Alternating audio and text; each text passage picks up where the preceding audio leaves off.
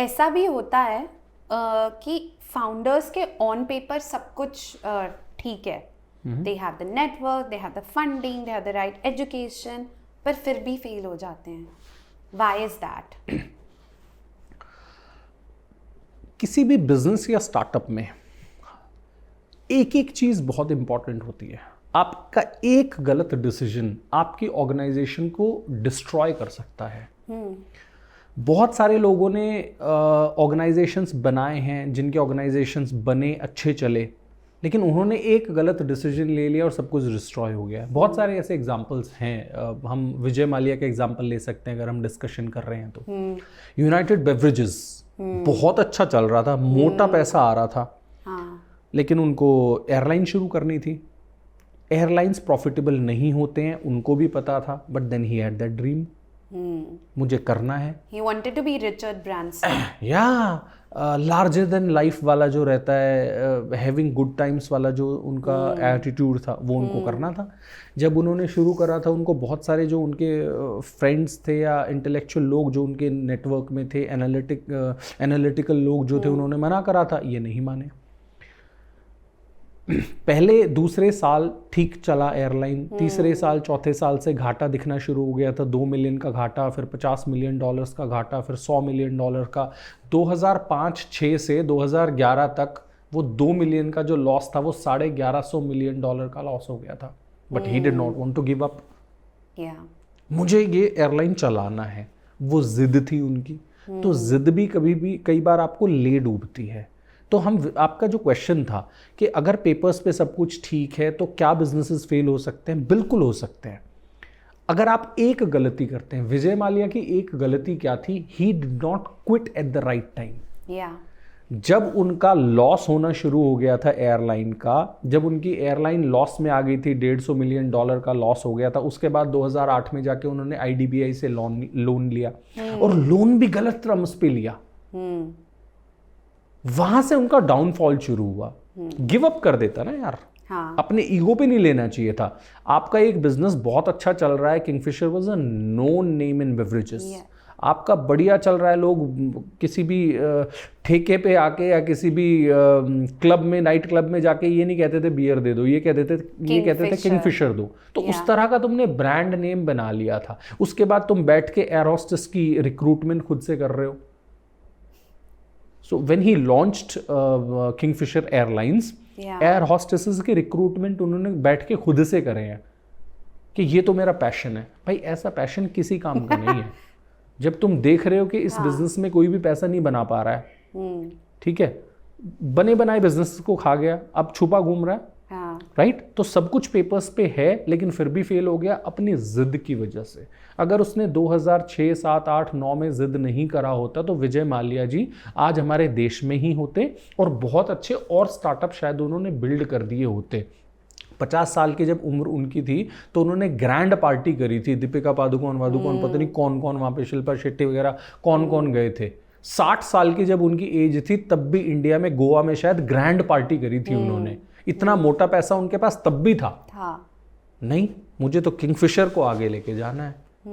तो जब आप जिद करते हो ना, बिजनेस में जिद नहीं चलती, बिजनेस में ड्रीम्स नहीं चलते, विजन चलता है. अनकैलकुलेटेड मूव नहीं चलते. तो ये सारी गलतियां अगर फाउंडर्स करते हैं तो उनके धंधे बंद होते हैं. Kingfisher is a case study for people जो ड्रीम्स की बातें करते हैं, बिजनेस में जिद की बातें करते हैं, वो नहीं चलती हैं चीज़ें. तो एक wrong decision and airlines was down. Very very interesting example आपने दिया.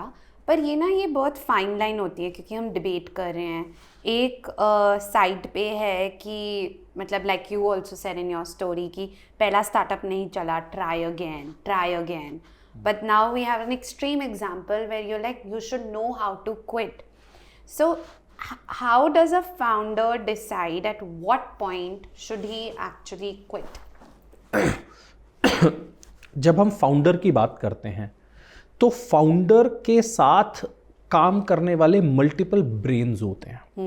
आप अकेले सारे डिसीजंस अगर लेते हो तो आपके डिसीजंस गलत ही होंगे। आप ओवर थिंकिंग का शिकार भी बन सकते हैं जब खुद से डिसीजंस लेते हैं। तो जनरली क्या रहता है कि जब आपको कोई एक बहुत बड़ा डिसीजन लेना होता है, इतना बड़ा कि मैं कंपनी को क्लोज कर दूं क्या, तो आपके बहुत सारे एडवाइजर्स होते हैं। तो मालिया साहब के जो एडवाइजर्स थे उनके साथ, ठीक है, आप एक नेटफ्लिक्स पे भी बहुत अच्छी इस पे डॉक्यूमेंट्री है, वो भी कुछ ऐसा है, I don't remember the name, तो वो जाके आप देख सकते हैं। शायद bad boy billionaire, Nirav Modi, Vijay Mallya and Subrata Roy. हाँ, सुब्रतो रॉय, राइट, ट्रू। तो अगर आप वो डॉक्यूमेंट्री देखेंगे तो उसमें उनके आसपास जो लोग थे, उन लोगों ने उनको सलाह दी थी, now is the time to get down, but he did not want to listen to anybody. तो जब आप अपने सलाहकारों की भी नहीं सुनते हो, सलाहकार को आपने किस लिए रखा हुआ है, सलाह देने के लिए तो रखा हुआ है, राइट। आप अभी की छोड़ दो, आप चले जाओ पुराने जमाने की बातों में चले जाओ, हम रामायण महाभारत वाले टाइम पे चले जाते हैं, ठीक है। अच्छा। जब महाभारत हो रही थी, दुर्योधन मेन कलेश था जिसने महाभारत कराई थी। दुर्योधन को समझाने वाले कौन कौन लोग थे? भीष्म पितामह, गुरु द्रोणाचार्य, इतने बड़े बड़े लोगों ने ये बोला था, भाई द्रौपदी का ये जो वस्त्र हरण हो रहा है ये तुम्हारे कुल को खत्म कर देगा, ये मत करो। उन्होंने वही किया। वो करने के बाद भी जब वो युद्ध शुरू हो रहा था उस टाइम भी भीष्म पितामह, गुरु द्रोणाचार्य और उनके जो और भी बड़े थे उस टाइम, उनके जो विदुर, जो भी ज्ञानी लोग वहां पे थे, उन्होंने बोला था कि ये युद्ध अगर होगा तो ये कुल खत्म हो जाएगा, तुम्हारा वंश खत्म हो जाएगा, ये लड़ाई मत लड़ो। दुर्योधन नहीं माना, मैं तो करूंगा। तो जब अपने सलाहकारों की बात आप नहीं सुनते हैं तो आप क्या करते हैं? अपने आप को आप ख़त्म कर लेते हैं। आप रामायण की बात कर लो, हम टीवी पे देखते ही थे, ठीक है। रावण को किस किस ने नहीं समझाया, उनकी खुद की पत्नी ने उनको कितना समझाया, उनके भाई विभीषण ने उनको कितना समझाया। राक्षस कुल के जो लोग थे ना, उन्होंने भी समझाना शुरू कर दिया था कि जिन मानवों से आप लड़ रहे हो वो मानव है ही नहीं, वो खुद भगवान है, आप मत लड़ो। अपने सलाहकारों की रावण ने नहीं सुनी। अहंकार, मैं तो इसको करके रहूंगा। सेम चीज विजय माल्या के साथ हुई, क्योंकि हम उनका एग्जाम्पल ले रहे हैं। तो मैं विजय माल्या को रावण या कंस से या किसी से भी कंपेयर नहीं करना चाह रहा, लेकिन मैं क्या बताना चाह रहा हूं कि अगर आप बहुत ज्यादा जिद किसी चीज की करते हैं और अपने सलाहकारों की बात सुनना बंद कर देते हैं, वो सलाहकार आपके मित्र भी हो सकते हैं, आपके माता पिता भी हो सकते हैं, आपके आस पड़ोस के लोग भी हो सकते हैं, कोई भी आपका वेलविशर हो सकता है। उनकी बात जब आप सुनना शुरू कर देते हैं तो आपका अंत तय है। ऐसा ना करें।